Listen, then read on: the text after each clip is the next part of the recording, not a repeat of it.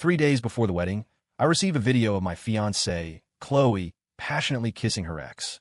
I didn't fly off the handle, didn't call her screaming. Instead, I posted the video on Facebook for all our friends to see, basically giving her and her ex my blessing. I captioned it, "Wedding's off, just letting everyone know so you don't waste a trip." My Facebook feed blew up instantly. But she panicked. It was just a game with friends. What are you freaking out about? I just put my phone down after posting when it rang. Caller ID, Chloe's mom. Her voice crackled with a mix of anger and anxiety. "Ethan Miller, what in the world is that Facebook post about?" she demanded. "You take that down right now. You think this makes you look good? Listen to me, the wedding is still on. We can't let ourselves become a laughingstock." A cold smirk touched my lips. "Ma'am," I said, a chill in my voice, "your daughter cheated on me. Now the wedding's off. You should probably figure out how you're going to explain to the neighbors why you have a daughter like that. If you can't spin it right, well, people talk and it won't be pretty." Chloe's mom started yelling, her voice shrill enough to pierce my eardrums. "Ethan Miller, you're trying to ruin our Chloe." I didn't wait to hear the rest of her helpless rage. I just hung up. When she called back, I ignored it. I knew some decisions, once made, were final. There was no going back. Later, I gave my parents the short version, told them I was serious about canceling the wedding, that I wasn't just being impulsive. They didn't ask too many questions, just quietly supported me. Right now, they were busy fielding calls from relatives and friends. An hour later, Chloe burst through the door, breathless. She leaned against the doorframe, panting, her face flushed, whether from alcohol or running, I couldn't tell. "Ethan Miller, what's the meaning of this? You don't want to get married anymore." "I thought my Facebook post was pretty clear," I said, my face a mask. I was fighting back a surge of bitterness, terrified it would break through. "If you didn't get it, maybe you need a remedial reading comprehension class." It was time to rip off the Band-Aid, make a clean break. This was it. This was the end of us. I remembered when her ex, Liam, came back into the picture. Someone had warned me, said there was something fishy going on between them. At first, I dismissed it as nonsense. A relationship from that long ago. Surely, as adults, they'd both moved on. Turns out, I was the naive one. The fool. How could I believe that two people who were once so in love could just be friends after breaking up? If exes kept seeing each other, it was almost inevitable they'd hook up again at some point. All that love, all that time, I thought with a sigh, completely wasted. I nudged the suitcase on my feet with my toe, my eyes filled with disgust. Just looking at Chloe, at her disheveled state, made anger simmer inside me. "Since we're getting a divorce," I said, my voice devoid of warmth, "you obviously have no reason to keep living here. Your stuff is already packed." Chloe, usually so high and mighty, actually looked flustered. A flicker of panic crossed her eyes. She clearly hadn't expected me to be this decisive. "Ethan, listen to me," she pleaded, her voice a mix of hurt and indignation. "It was just a stupid game with friends, just a kiss." I shot back, "Oh, really? So, it's okay if I go around kissing other people? Maybe sleep with them too?" My voice rose, sharper than I intended. Chloe stared, speechless. She obviously hadn't expected that question. After a moment, her tone shifted, becoming accusatory. "You have to look at the specific situation, Ethan. Can you please not be so unreasonable?" Unreasonable, right? Specific situation. She made betrayal sound so logical, so defensible. She would have made a great politician, spinning things like that. Too bad she didn't use those skills for something more constructive, like acing the LSATs. The thought was a bitter scoff in my mind. Her excuses were making me sick. I'm being unreasonable. I sneered, grabbed a bag of her clothes, and tossed it at her feet. "If that's your only explanation, then we're completely done." My voice was firm, final. I didn't want to hear another word. Chloe finally exploded, just like she always did. Whenever we argued, she'd eventually get that impatient, exasperated look. "Ethan Miller, do you have to treat me like this?" she cried. "We worked so hard to get to this point. Now you're calling off the wedding? What will people think of me? How am I ever going to get married now?" She tried to explain her relationship with Liam, her eyes desperate. If Liam and I could have gotten back together, we would have done it ages ago. We wouldn't have waited until now. "At a bar," she continued, her voice taking on a wrong tone, "a kiss is just a common dare in a game. I don't even know what you're so upset about."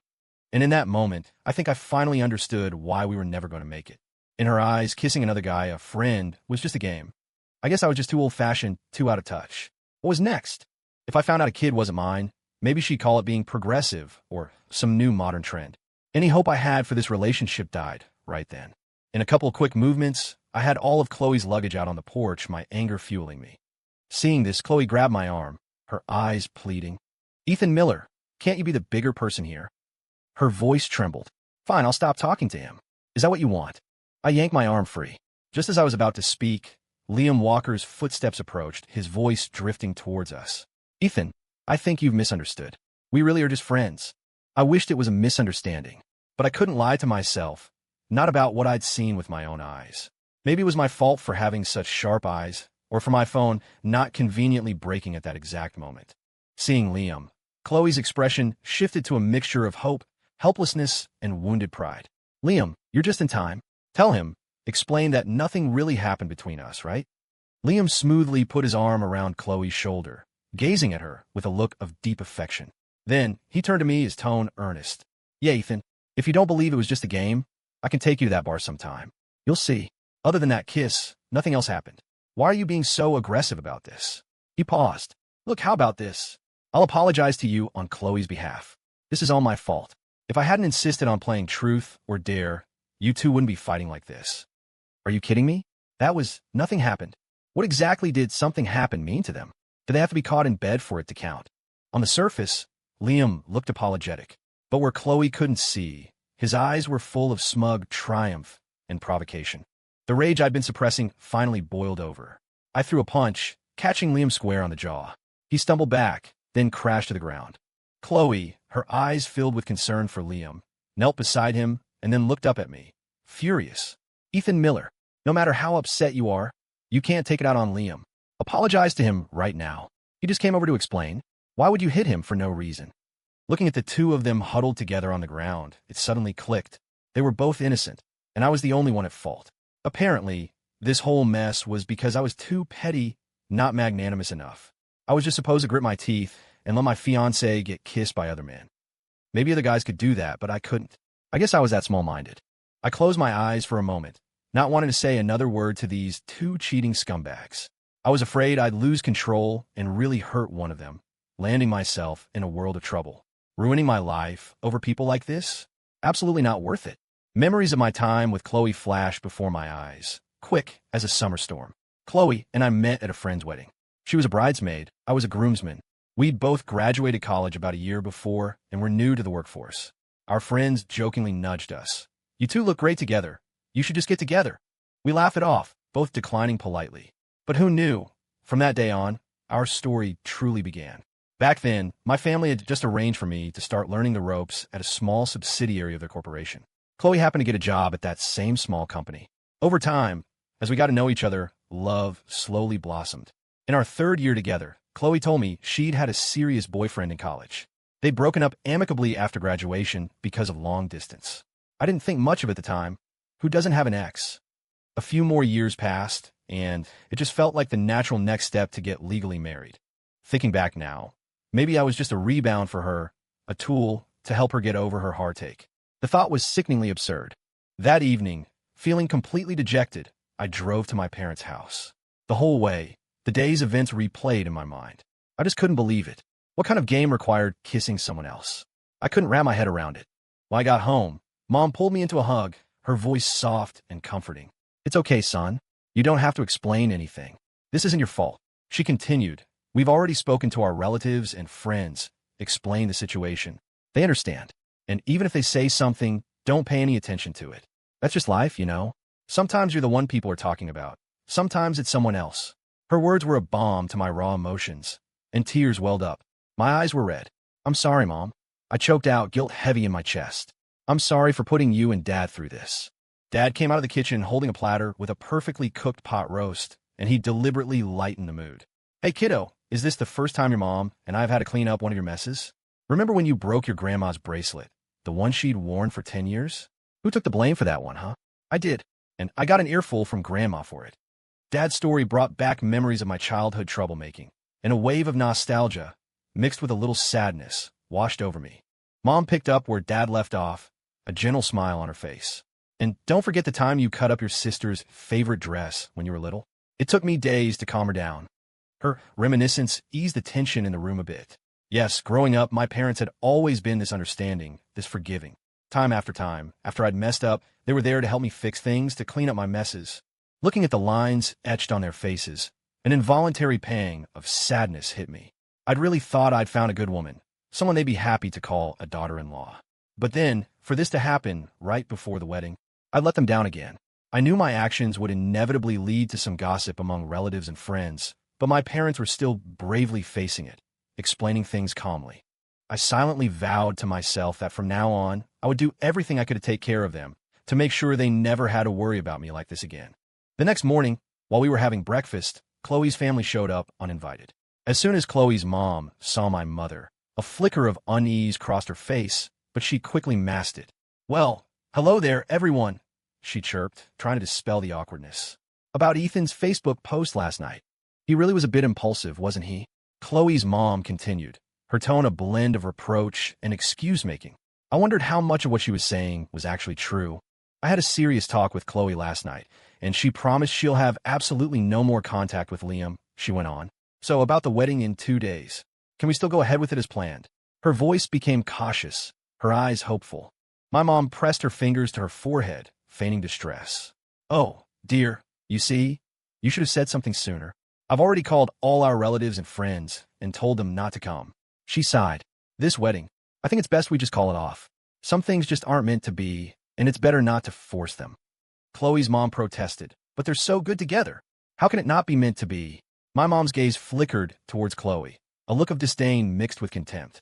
"I saw the video. It seems to me your daughter isn't all that keen on marrying into our family." My mom's words hung in the air, making the atmosphere even more tense. The moment Chloe heard that, her face went white, and she dropped to her knees. "Mom," she cried, addressing my mother, "I really know I was wrong. I'll never see him again, I swear. You love my lasagna, right? I'll make it for you every single day. I won't go anywhere." My mom let out a deep sigh. "Many people can make a good lasagna, Chloe, but I only have room for one daughter-in-law, and it's very clear you're not cut out for the role." My mom's words crushed Chloe. She lowered her head, tears streaming down her face. Smack! Chloe's mother slapped her across the face, the sound sharp and loud. "Chloe Davis, apologize to your mother-in-law properly, right now."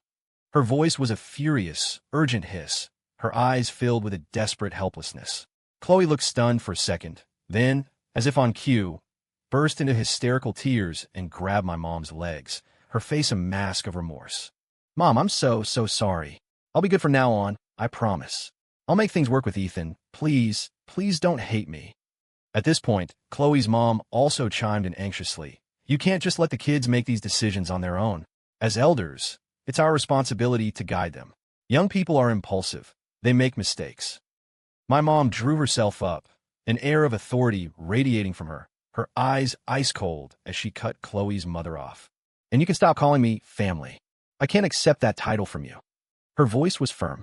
"Let me be perfectly honest. After this, I will never, ever agree to Chloe Davis marrying into the Miller family. So, you can both stop wasting your breath with this performance," she added, her tone dripping with disdain. "A girl who behaves so openly? Our family can't afford that kind of daughter-in-law." That quiet, unshakable authority instantly silenced Chloe and her mother. After all, my mom had navigated the business world for decades. She'd seen every trick and manipulation in the book, every sob story. Realizing her act had been exposed, Chloe's mother, fuming, kicked Chloe a couple of times. "You're useless," she seethed. "Good for nothing, but messing things up. I don't know who you get your trampy ways from." She looked like she could spit nails, her eyes burning with anger and disappointment. I silently watched the pathetic figures of Chloe and her mother leave.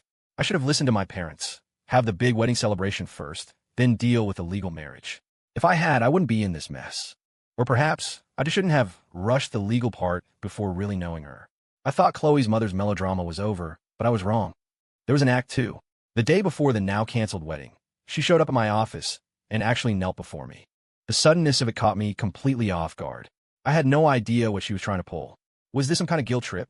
With tears and snot running down her face, she wailed, "Ethan, I'm begging you, as your mother, well, almost mother-in-law, let's both compromise. We don't have to have the big wedding ceremony." "But you absolutely cannot divorce her," she cried, her voice thick with desperation and a feigned helplessness. "If you divorce her, what will happen to our Chloe? Everyone knows she was messing around with her ex. Who will ever marry her now?" I knew exactly why she was so desperate for Chloe to marry me. It wasn't just about Chloe's reputation. Chloe had a younger brother, and she'd grown up in a family that clearly favored the son. Her mother was counting on Chloe marrying well to help secure a good future, or rather, a financial windfall for her precious boy, probably hoping to get him a cushy job or a handout. I smirked inwardly. Her motives were transparent. Mrs. Davis, I said, trying to keep my voice even, please get up. It's over between your daughter and me. You know, I continued, Liam Walker is actually doing pretty well for himself financially these days. You don't have to force Chloe to marry me. Since they clearly can't forget each other, why don't you just let them be together? Wouldn't that make everyone happy? The moment Chloe's mom heard the word money, her eyes lit up like a Christmas tree. She'd originally broken Chloe and Liam up because she thought Liam was too poor. Now, she hesitated. No, she said, though the greed flickered. He can't possibly compare to you. My son-in-law can only be you. Seeing that she was as stubborn as a mule and wouldn't listen to reason, I had to get harsh. Get out, I said firmly. If you insist on this, I'm calling security. She scoffed. Call them. This is a domestic dispute, a civil matter at best. They can't arrest me for this. I felt a surge of frustration. She was right. The police or security would probably just issue a warning. Thinking quickly, I leaned down and whispered a few sentences in her ear. She scrambled to her feet instantly, her face a mask of venomous resentment, and left without another word, not even looking back. Actually, her weak spot was easy to find. She doted on her son, right? The only reason she was willing to kneel and beg me for Chloe's sake was because she hoped her son could use Chloe as a stepping stone to eventually land a job at Miller Worldwide, my family's company. I simply used her son as leverage, and she panicked and fled. In her eyes, it didn't matter who her son-in-law was, as long as he had money. Watching her retreating figure, I couldn't help but feel a pang of pity for Chloe, having a mother like that. Right now, though, I was incredibly relieved that the wedding was off. And thank God Chloe and I didn't have any children. If we did, who knows what kind of drama her mother would stir up using a child as a pawn. After work, I ran into Chloe waiting by the entrance of my office building. Her silhouette looked a little forlorn against the setting sun, but I felt not a shred of pity. Ethan, can we talk? Her voice was a strained plea. I shook my head, exasperated. These two, mother and daughter, were like a bad rash I couldn't get rid of. Talk about what? Besides the divorce, what else is there for us to discuss? Chloe's voice cracked, on the verge of tears, and she fell back on her usual excuse. Ethan, nothing really happened between him and me. That night, it was all an accident, but I had zero interest in hearing it again. A sarcastic smile played on my lips as I looked at her, incredulous. An accident? Who do you think would believe that? Do you think I've gone prematurely senile? Or have you been watching too many cheesy soap operas? I continued. I'm sorry, I'm not that much of a romantic fool. One betrayal usually leads to countless more. The risk is too high. I don't want to wake up one day and find out my kid isn't even mine. If you actually had the guts to own up to what you did, I might at least respect you for being honest about who you are and what you want. My words clearly hit a nerve. Chloe looked flustered, her eyes darting around in panic. Chloe, seeing my cold indifference, seemed to decide to throw a Hail Mary, or maybe just throw a tantrum. Ethan Miller, let's just ignore the facts for a moment. Okay? She shrieked, her voice escalating as she tried to shift the blame onto me. If we're in this mess, don't you think you have some fault in it too? If you hadn't been so impulsive and called off the wedding, we could have totally gone back to how things were. I was genuinely stunned. I couldn't believe she'd actually say something so ludicrous. Ignore the facts? Did people like this actually exist? If you ignored the facts, what was there left to even talk about? My own anger flared. Chloe, you're being ridiculous, and frankly, your attempts to twist this are disgusting. I'm basically giving you and Liam my blessing to be together. So what are you even crying about? Isn't this what you wanted all along?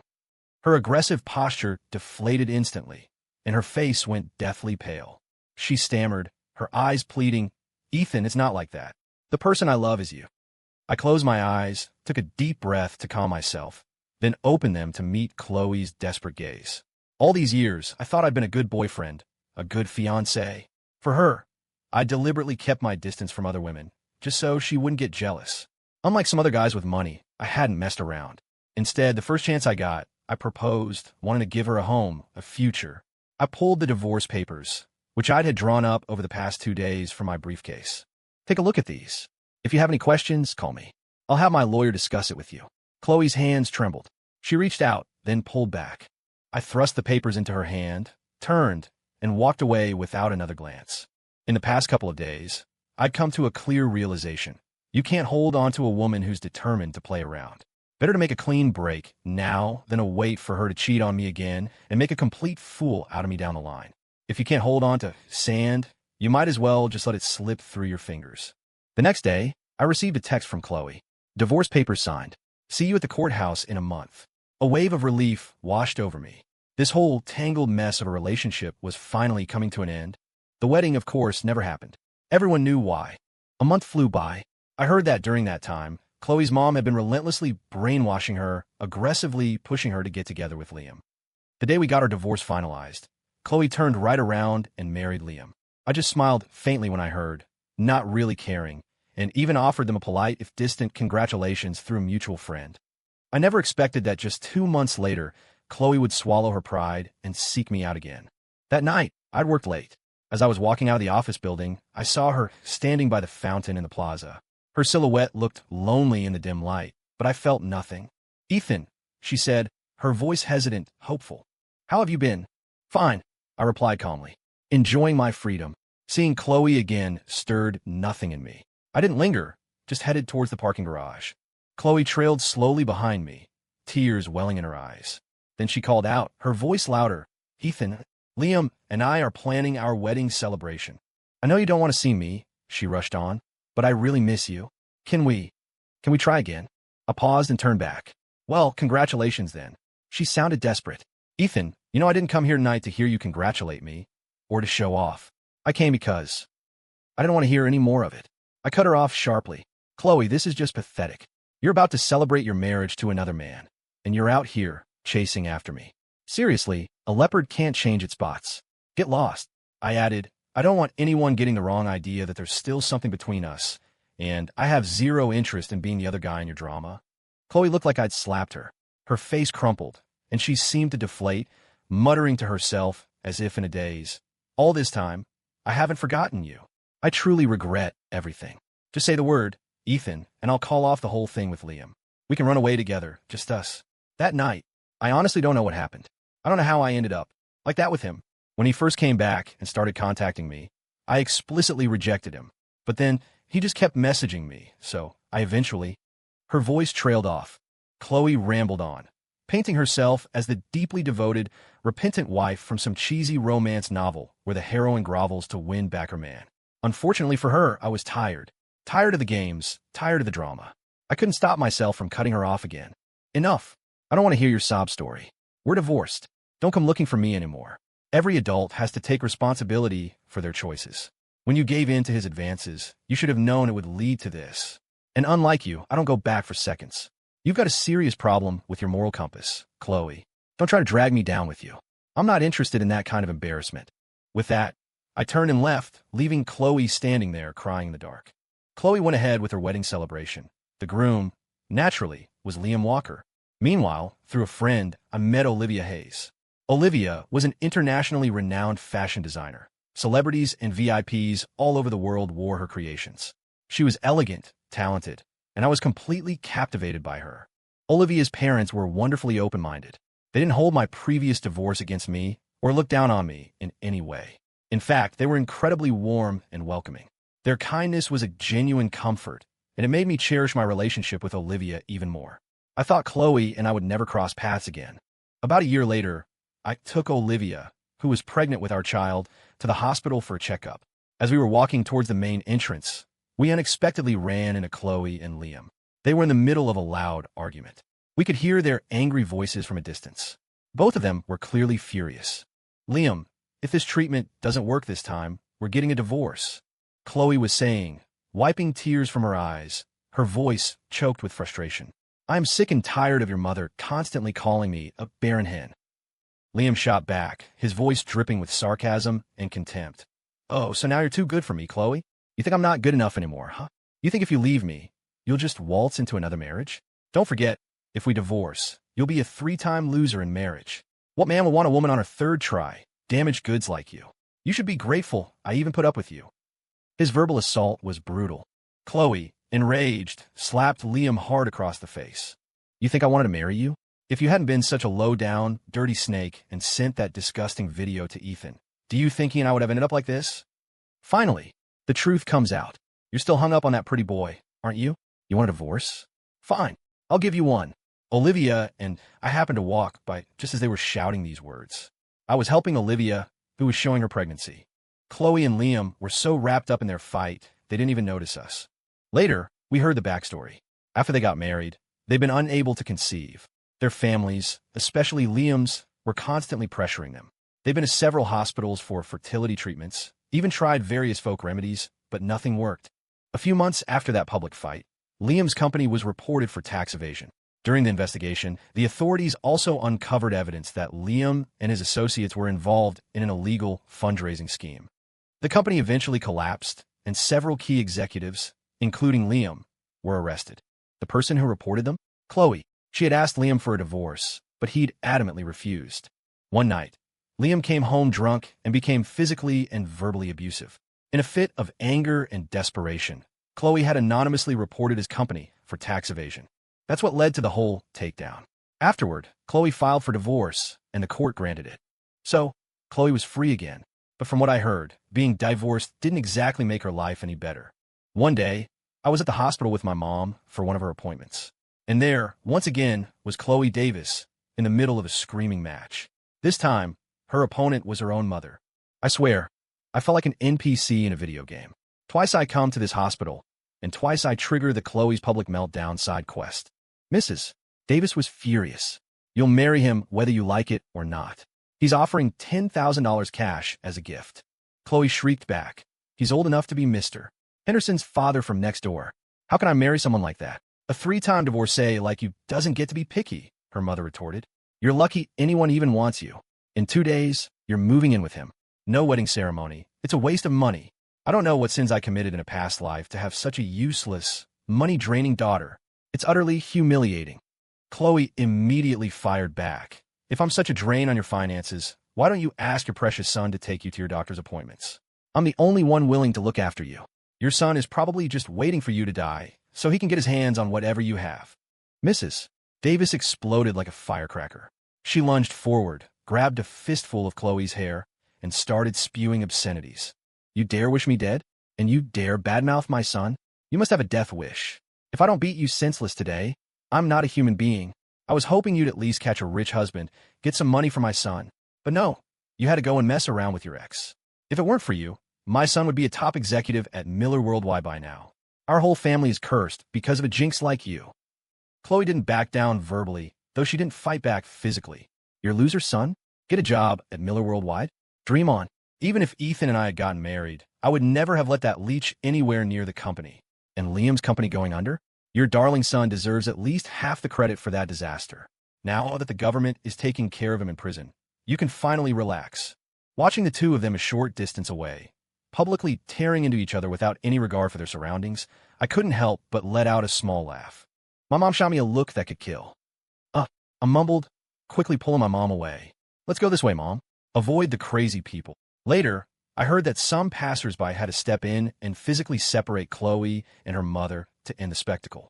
After that incident at the hospital, Chloe apparently cut off all ties with her family, especially with their blatant favoritism towards her brother. She moved abroad by herself. It was understandable, really. Her brother was known for holding grudges. If he ever found out that Chloe's actions had indirectly led to his imprisonment by bringing down Liam, with whom he was likely involved in shady dealings, there's no telling how he would torment her. Chloe was probably just protecting herself. 30 years later, Olivia and I were traveling overseas. We were having dinner at a Chinese-American restaurant, and I saw her. Chloe. We both recognized each other instantly. Our eyes met for a brief moment. Other than the polite exchange when she took our order, we didn't speak. Later, Olivia asked, "Wasn't that your ex-wife?" I nodded. Yeah, no point in hiding it. Olivia smiled, a teasing glint in her eyes. 30 years later, any thoughts of rekindling an old flame? A touching, silver-haired romance to make up for past regrets. I threw my hands up in mock surrender. Honey, please don't tease an old man. I'm practically halfway in the grave. What energy do I have for some dramatic affair? Olivia laughed. Just kidding. But, if you really wanted to, I'd give you my blessing. All right, enough of that, I said, skillfully spearing a piece of cake with a fork and offering it to her. Open up. This cake is actually pretty amazing. I hadn't gone back for seconds when I was young and foolish. I certainly wasn't going to start now, not when I was old and wise. After that, Chloe Davis and I never saw each other again.